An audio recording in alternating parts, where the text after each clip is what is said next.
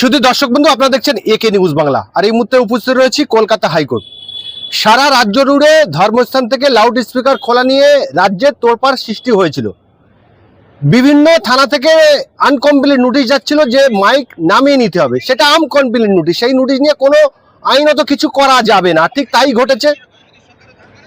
রাজ্যের বর্তমান মুখ্যমন্ত্রী শুভেন্দু অধিকারী তিনি নবান্নে দাঁড়িয়ে বলছেন যে ধর্মস্থান থেকে এত মাইক খোলা হয়েছে, অর্থাৎ মসজিদ থেকে এত খোলা হয়েছে, মন্দির থেকে এত খোলা হয়েছে। অথচ শুভেন্দু অধিকারী যারা লয়ার রয়েছে, আইনজীবী রয়েছে, তারা কিন্তু কলকাতা হাইকোর্টে এসে সে কথা বলছেন না। তারা অন্যরকম কথা বলছেন যে এরকম কোনো কিছু ঘটেনি, অর্থাৎ মামলা খারিজ হয়ে গেছে। অর্থাৎ যে মাইক যেভাবে চলছিল সেইভাবে চলবে। রাজ্য সরকার বা কোর্টের কোনো রকম কোনো নির্দেশ নেই এই লাউড স্পিকারে চালানো বা না চালানোর উপরে।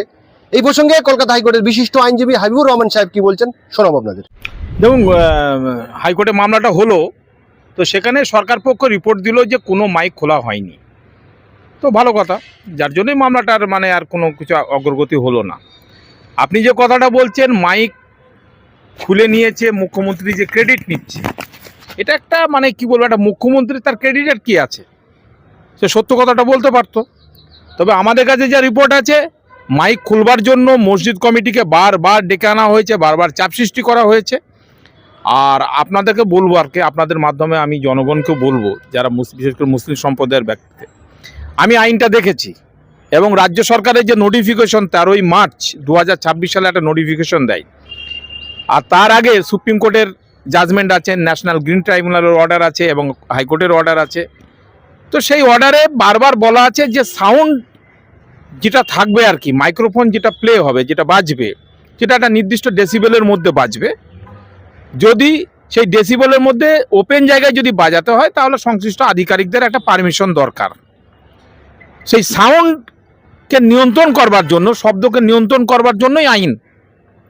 কোথাও আমি আমার মসজিদে মাইক আছে, সেই মাইকটাকে নামিয়ে দেবো, এই অধিকার কোথাও কোনো পুলিশ প্রশাসনকে কোনো আইন দেয়নি।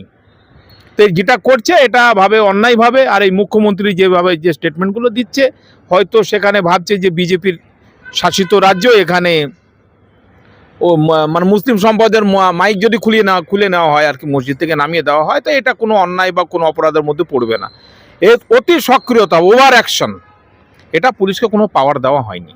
একটা নোটিশ দেওয়া হচ্ছে আনকমপ্লিট, কোনো অফিসারের সই নেই, সেখানে লেখা রয়েছে যে মাইকটাকে নামিয়ে নিতে হবে। এটা অন্যায় এবং আইন এটা এই যে রুল অফ ল নয়, এটা আইনের কোনো পরিধারার মধ্যে পড়ে না। আর পুলিশের কেন ভয়? যারা শাসক বা আপনার প্রশাসনে যদি এরকম দ্বিচারিতা করে, অন্যায় করে, যদি মানুষের সঙ্গে যদি ট্রান্সপারেন্সি যদি না রাখে, তো সেটা তো ঘোর অন্যায়, এটা ঠিক নয়। পুলিশের তুমি দাও না, তোমার যদি আইন থাকে, যার একটু আগে আমি ওই কথাটাই বললাম, মাইক নামিয়ে নেওয়ার, মাইক খুলে নেওয়া, এটা কোনো জায়গায় কোনো আইন সিদ্ধ নয়। কমিটিকে ডাকছে না থানা, ইমাম সাহেব মুয়াজ্জিন সাহেবদেরকে ডাকছে। এটা ইমাম সাহেব মুয়াজ্জিন সাহেবদের কাজই কি তারা জানে না? ইমামদের কাজ হচ্ছে আপনার নামাজ পড়ানো, বিভিন্ন ধর্মীয় আচরণকেই করা। কিন্তু so far the management of the মসজিদ এবং ইনস্টিটিউশন, তার জন্য তো কমিটি আছে, লোকাল লোক রয়েছে, সেখানে মসজিদ কমিটি রয়েছে, তার সেক্রেটারি, প্রেসিডেন্ট, ট্রেজারার, অনেক কমিটি রয়েছে, তাদেরকে ডাকা উচিত ছিল। এটা সব জেনে বুঝে এটা অন্যায় কাজ হচ্ছে। একটা সম্প্রদায়কে দাগিয়ে দেওয়া, সম্প্রদায়কে চেপে দেওয়া, সম্প্রদায়ের ওপরে একটা খারাপ একটা নিদর্শন সৃষ্টি করা, এটা ঠিক নয়। কোথাও যেন একটা মুখ্যমন্ত্রী যেন ঠিক করছেন না, এটা আমার মনে হচ্ছে। ফার্দার যদি প্রশাসন বা কেউ যদি গিয়ে আবার এরকমই কিছু করে, তাহলে কি করা উচিত? এটা আমি তো ইতিপূর্বে আমি কতগুলো মসজিদ কমিটির লোক, অনেক ক্লায়েন্ট আমার কাছে এসেছে, তাদেরকে বলেছি যে প্রথমত আপনারা নোটিশ চাইবেন রিটেন, যদি জবরদস্তি করে আপনি তার ভিডিও করবেন, ক্যামেরা করবেন, প্রতিবাদও করবেন, মসজিদ খোলার নয়। হ্যাঁ, মসজিদ যদি খুব মাইক্রোফোন খুব জোরে বাজছে, সাউন্ড সিস্টেম খুব হাই, সেটা আলাদা জিনিস। কিন্তু মসজিদ প্রেমিসে যে পবিত্র জায়গায় অপবিত্র অবস্থায় তুমি ঢুকে সেখানে মাইক্রোফোন নামিয়ে দেওয়া, মাইক নামিয়ে দেওয়া, এটা একটা সম্প্রদায়ের, শুধু মসজিদের মাইকের ওপর আঘাত নয়, মসজিদের ওপর আঘাত একটা মানুষের যেন একটা বুকে একটা আঘাত আনা, এটা ঠিক নয় মুসলিম সম্প্রদায়ের মধ্যে। এটা অত্যন্ত কষ্টকর জিনিস। তো প্রশাসনকে বলবো একটু নিরপেক্ষতা বজায় রাখা। রাজ্যের বর্তমান মুখ্যমন্ত্রী তিনি একটা সম্প্রদায়কে টার্গেট করে কি উন্নয়ন করেছি সেগুলো না বলে একটা সম্প্রদায়ের বিরুদ্ধে কি করলাম সেইগুলো তিনি প্রকাশ্য মিডিয়াতে বলছেন। এটাই তো আমি আমার একটা বন্ধুকে বলছিলাম, সে বিজেপি করে, একসঙ্গে গাড়িতে যাচ্ছিলাম মেডিকেল কলেজে একটা পেশেন্ট দেখতে গিয়ে। তাই আমি বললাম তো শুভেন্দু অধিকারীকে যতটা জানতাম একটা জননেতা, আগে বিরাট ব্যাপার একটা ছিল, তো এখন তো হয়ে গেছে ও হিন্দুদের নেতা। তো সেখানে সে সব সময় একটা মুখ্যমন্ত্রী হওয়ার পর থেকে ওর মনের ভিতরে যেন আসছে যে এখানে মুসলিম সম্প্রদায়কে কোনোভাবে একটা যাতে দাগিয়ে দেওয়া।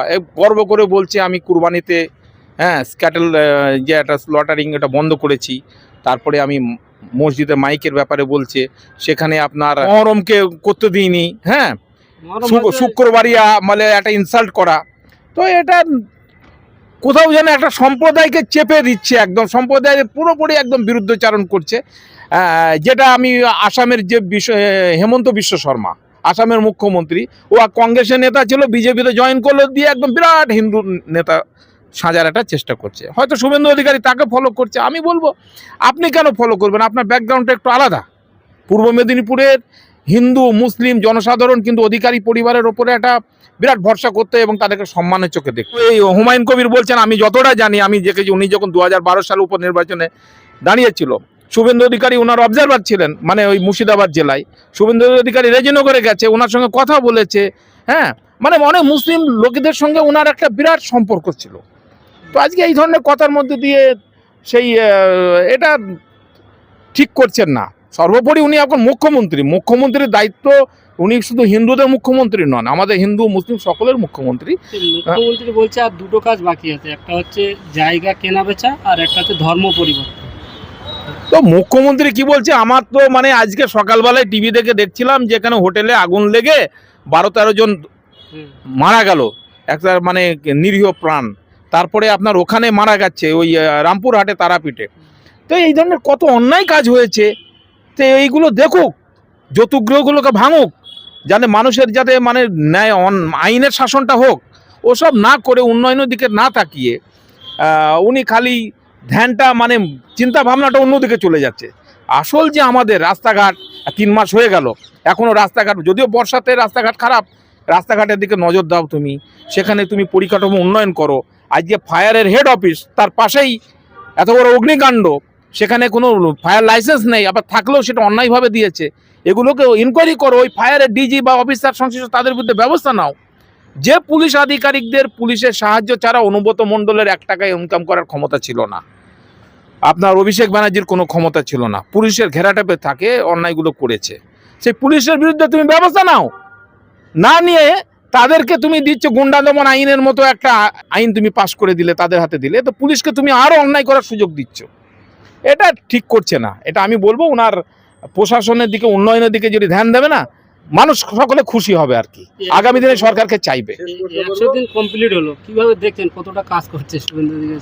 কাজ তো কিছুই দেখছে না, সবই তো খালি পরিবর্তন করে। যে আজকে অনেক মহিলারা, যারা নিরীহ মহিলা, কাগজের অভাবে যারা আপনার ওই লক্ষ্মী ভাণ্ডার পেত, ভেবলো অন্নপূর্ণা ভাণ্ডার হোক, অ্যামাউন্ট বাড়িয়ে দিয়েছে, তারা পাচ্ছে না, কাঁদছে। অনেক কিন্তু কাণ্ড, সব জায়গায় কাটেল করে দিচ্ছে, কেটে কেটে দিচ্ছে। তো আমাদের অনেক প্রত্যাশা, আমরাই চেয়েছিলাম যে মমতা ব্যানার্জির মতো করাপ্টেড একটা সরকার, অ্যারোগেন্ট সরকার, সে চলে গেছে। তারপরে একে আনলাম, একে আনার পরে সকলেই বলছে কি চোরকে সরিয়ে ডাকাতকে নিয়ে, যে এই ধরনের কথা অনেকে বলছে।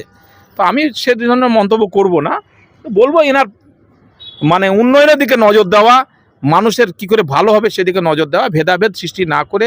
কেননা একটা সম্প্রদায়কে চেপে দিয়ে পশ্চিমবঙ্গের মতো জায়গায় কোনোদিন এই রাজ্যের উন্নয়ন হবে না। আপনি বলছেন পরিবর্তন চেয়েছেন, কিন্তু বর্তমানে যা দেখতে পাচ্ছি অনেকেই বলছে তো মুসলিমরা পরিবর্তন চায়নি, কারণ মমতা ব্যানার্জির সরকার ছিল মুসলিমদের। আমরা মুসলিমরা পুরোপুরি মানে ম্যাক্সিমাম মুসলিমরা যারা মমতা ব্যানার্জিকে সরকারে আসবার জন্য সহযোগিতা করেছিল, বারবার ক্ষমতায় এসেছিল, এই ইলেকশনে মানে আমি তো ভবানীপুরের ভোটার, আমি তো 77 নম্বর ওয়ার্ডের, যেটা শুভেন্দু অধিকারীর মুখে শুনেছি যে 77 নম্বর ওয়ার্ডের লোকরা সকলে খারাপ, সবাই নাকি তৃণমূলকে ভোট দিয়েছে, এই করেছে। আমি কাকে ভোট দিয়েছি বলবো না, কিন্তু আমি প্রকাশ্যে ওখানে আমার সঙ্গে ঝামেলা হয়েছে তৃণমূলের অনেকের সঙ্গে। তারা আমাকে বলেছে যে আপনি কেন এই দিদির বিরুদ্ধে কথা বলছেন। তো সেটা তাকে পক্ষান্তরে তাকে বুঝে নিতে হবে। ওই খিদিরপুরে রাকেশ সিং, ও ওর মন্দির করছিল চিড়িয়াখানার পাশে, সেই মন্দিরটাকে ফিরহাদ হাকিমরা এদিক ওদিক করে তৃণমূল সরকার বন্ধ করে দিয়েছিল। রাকেশ সিং আমার কাছে এসেছিল রাত 12টার সময়, আমি তার কাছে গিয়ে ড্রাফটিং করে তার ওই মন্দিরের কাজ আমি করে দিয়েছিলাম। তো এগুলো তো কি বলছেন, ওই শুভেন্দু অধিকারীকে একটা কেসে বিরাট ফাঁসাবার চক্রান্ত হয়েছিল। আমি সারদার মামলায় দাঁড়িয়ে আমি সওয়াল করেছিলাম যে না, দেবযানী মুখার্জি কোনোদিন কোনো সারদার টাকা শুভেন্দু অধিকারীকে দেয়নি। তো এগুলো তো ব্যাপার আছে, ওনাকে ভাবতে হবে। আজকে উনি মসনদে পড়েছেন, সেই পুরনো দিনের কথাগুলো ভুলে গেলে হবে না। সংবিধানের শপথ নিয়ে যারা অসাংবিধানিক কথা বলছেন এদের বিরুদ্ধে আইনত কি প্রয়োজন আছে? দেখুন, আইনের বলতে সংবিধানের শপথ নিয়ে যারা এই ধরনের অন্যায়গুলো করে, আগামী দিন আইনের ওরা এখন মেজরিটি রয়েছে, এটা করছে, কোর্টে গিয়ে ধাক্কা খাচ্ছে। আজকে গুন্ডা দমন আইনটা এলো, কোর্ট স্টে করে দিল, আগামী দিনও কোয়াশ হয়ে যাবে। তো আইনের মানে একটা ব্যাপার, কিন্তু এদের কাছ থেকে সেটা এক্সপেক্ট করা যায় না। বিশেষ করে শুভেন্দু অধিকারী একটা অভিজ্ঞ লিডার, ওনাকে বলবো যে একটু মানে সকলকে নিয়ে আপনি ভাববেন না যে মুসলিম মানেই হচ্ছে আপনার মমতা ব্যানার্জির লোক বা অন্য কিছুর লোক। মুসলিমরা যথেষ্ট শিক্ষিত, যথেষ্ট বুদ্ধিমান, এবং এদেরকে বারবার ইউজ করা হয়েছে। বর্তমানে অতটা ইউজ করার মতো পজিশনে এখন নেই, ওরা অত্যন্ত মানে ভালো জায়গায় এখন আছে। ভালো করে বুঝবে বিজেপিকে দিল না, বিজেপিকে দিচ্ছে না, কাকে ভোট দিচ্ছে ও কি দেখতে যাচ্ছে? গোপন ব্যালটে ভোট হচ্ছে। হ্যাঁ, আজকে যদি তাই হতো তাহলে মমতা ব্যানার্জি, তাহলে হিন্দুরা কেন বিজেপিকে এতদিন ক্ষমতায় আনেনি, সেটা তো ভাবতে হবে। এরকম ব্যাপারটা কিছু নয়। আমি বলবো যে সরকারকে মানে মানবিক হওয়া, উন্নয়নের দিকে নজর দেওয়া, এইরকমভাবে বিভাজনের রাজনীতি না করা।